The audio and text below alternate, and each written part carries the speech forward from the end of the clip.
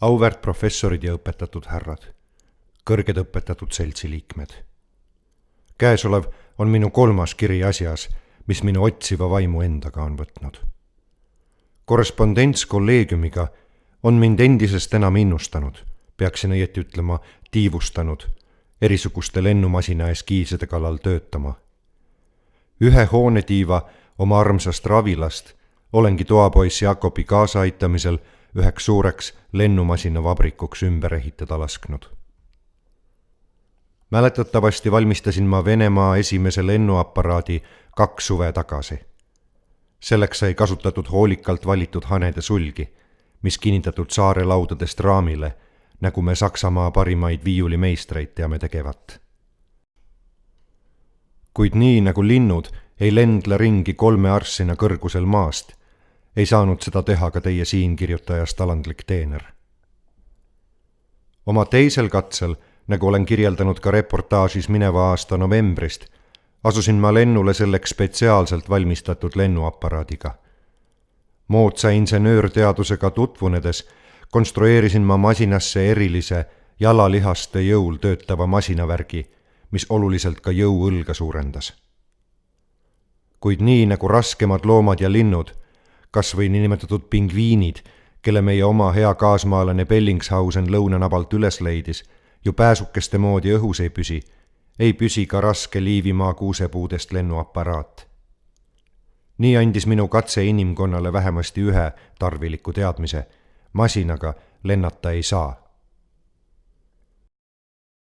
Käesoleva aasta oktoobri 2. pühapäeval tahan ma kogu Euroopa teadusemeeste imestuseks demonstreerida masinat, mille ma pärast aastate pikkust tööd viimaks valmis kavandanud olen. Ühtlasi palun ma Dorpatist Ravila poole saata üht delegatsiooni õpetatud meestest, kes Venemaa, Euroopa ja kogu tuntud maailma esimese inimese lennu tunnistajateks saaksid. Lindude kõrguse saavutamiseks kasutan ma kuuma õhuga täidetud põit, milliseid moodsal ajal Prantsusmaa kohal lendab sama palju kui pasknäär meie Liivimaal. Sellise põie abil plaanin mina tõusta Kose kiriku torni tipukõrgusele ning sealt, umbes 100 arssina kõrguselt, hüppan ma saarepuu raamis hanesulgedes tiibade abil vabasse õhku. Kui sinane katse õnnestuma peaks, lasen ma Kose kiriku torni ühe väikese eksperimentaalse lennulaua, niinimetatud purde ehitada, et hiljematel lennureisidel õhupõiega askeldamist vahele jätta. Praktilist kasutust näen mina lendamise kunsti õpetamises kõigile Liivimaa mõisavalitsejatele. Vähesed tuuled, madalad metsad ja lauge maa on suurepärane keskkond lendamise harjutamiseks.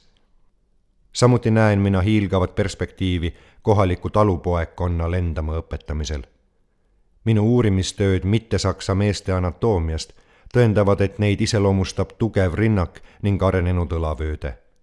Lisatud joonisel on näha nii hanede, aulide kui mitte-saksa soost külameeste luustikke võrdlevaid graafikuid. Oma lugupeetud nime ja kirglise teadusjanu juures tõotan ma, et olen valmis pilvede kõrgusele tõusma ja sealt alla hüpates oma elu teaduse ja Jumala kõige vägevama hoole alla andma. Nii nagu oma luuletuseski olen ma öelnud, kui silmal kustub siit maailma eha, surm siis viib meid taeva ilu näha. Austusega Peeter von Manteuffel.